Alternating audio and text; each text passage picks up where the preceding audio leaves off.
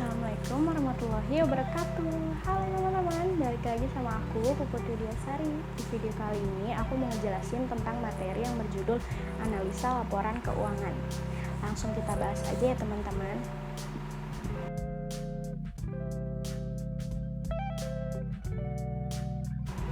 Analisa laporan keuangan adalah kegiatan menganalisa laporan keuangan yang lahir dari suatu konsep dan sistem akuntansi keuangan. Dengan memahami sifat dan konsep akuntansi keuangan, maka akan lebih mengenal sifat dan konsep laporan keuangan, sehingga dapat menjaga kemungkinan salah tafsir terhadap informasi yang diberikan melalui laporan keuangan, sehingga kesimpulan yang didapat akan lebih akurat.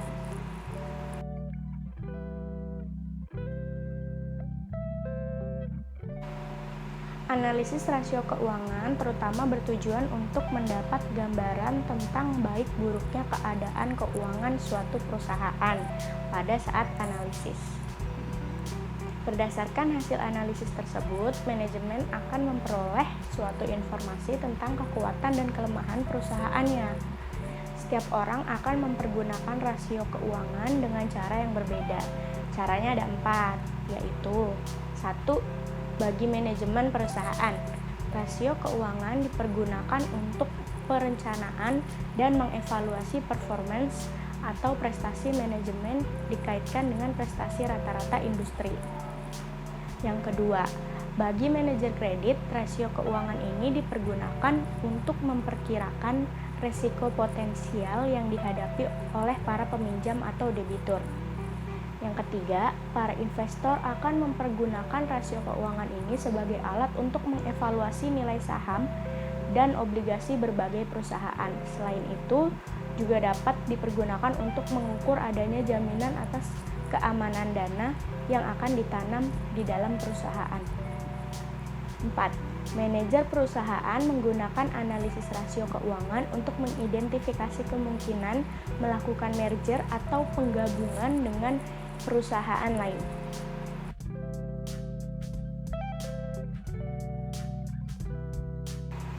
Manfaat yang bisa diambil dengan menggunakan rasio keuangan yaitu 1. Analisa rasio keuangan sangat bermanfaat untuk dijadikan sebagai alat menilai kinerja dan prestasi perusahaan. Yang kedua, analisa rasio keuangan sangat bermanfaat bagi pihak manajemen sebagai rujukan untuk membuat perencanaan. Yang ketiga, analisis rasio keuangan dapat dijadikan sebagai alat untuk mengevaluasi kondisi suatu perusahaan dari perspektif keuangan. Analisis dikelompokkan menjadi 6. Yang pertama, rasio likuiditas, yaitu rasio yang menggambarkan kemampuan perusahaan dalam memenuhi kewajiban jangka pendeknya kepada kreditor jangka pendek.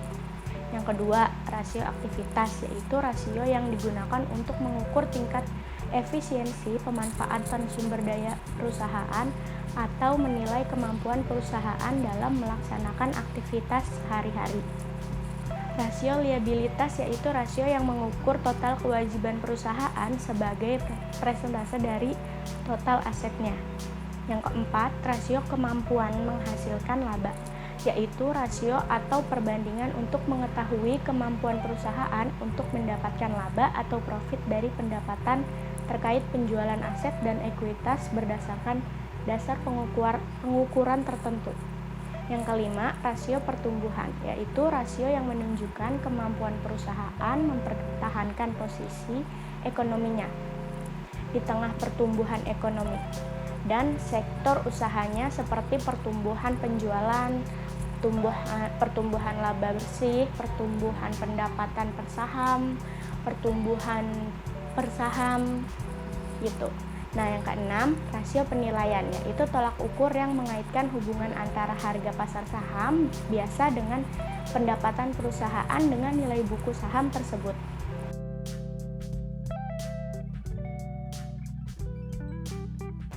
Ukuran yang sering digunakan dalam analisa keuangan adalah rasio, yaitu alat yang dapat digunakan untuk menjelaskan hubungan antara dua macam data keuangan. Cara perbandingan yang dapat dilakukan oleh para penganalisa yaitu yang pertama, membandingkan rasio sekarang atau present ratio dengan rasio waktu lalu atau rasio histori, atau dengan rasio-rasio yang diperkirakan untuk waktu-waktu yang akan datang dari perusahaan yang sama. Yang kedua, membandingkan rasio-rasio dari suatu perusahaan atau company ratio dengan rasio-rasio semacam dari perusahaan lain yang sejenis atau rasio industri dalam waktu yang sama.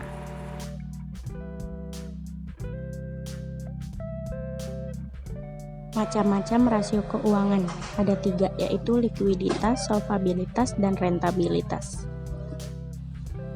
Yang pertama ada likuiditas. Likuiditas ada 3 rasio. Yang pertama ada current ratio, yaitu kemampuan untuk membayarkan utang yang segera harus dipenuhi dengan aktiva lancar yang dimiliki atau jangka pendek. Rumusnya, aktiva lancar dibagi utang lancar. Yang kedua, cash ratio. Cash ratio yaitu kemampuan untuk membayar utang yang segera harus dipenuhi dengan kas yang tersedia dan efek yang dapat segera diuangkan. Rumusnya, kas ditambah efek dibagi utang lancar. Yang ketiga, ada quick ratio. Quick ratio yaitu kemampuan untuk membayar utang yang segera harus dipenuhi dengan aktiva lancar yang lebih liquid. Rumusnya yaitu kas ditambah efek ditambah piutang dibagi utang lancar. Yang kedua ada solvabilitas. Solvabilitas ada 2, yaitu total asset to debt ratio. Rumusnya jumlah aktiva dibagi jumlah utang. Yang kedua net worth to debt ratio. Rumusnya modal sendiri dibagi jumlah utang. Yang ketiga ada rentabilitas. Rentabilitas ada 2, yaitu rentabilitas ekonomi atau earning power, yaitu perbandingan antara laba usaha dengan modal sendiri dan modal asing yang dinyatakan dalam persentase. Yang kedua, rentabilitas modal sendiri atau rentabilitas usaha, yaitu perbandingan antara jumlah laba bersih dengan jumlah modal sendiri. Nah, segitu aja penjelasan dari video aku kali ini ya teman-teman. Kita ketemu di video yang baru di minggu depan. Bye teman-teman. Wassalamualaikum warahmatullahi wabarakatuh.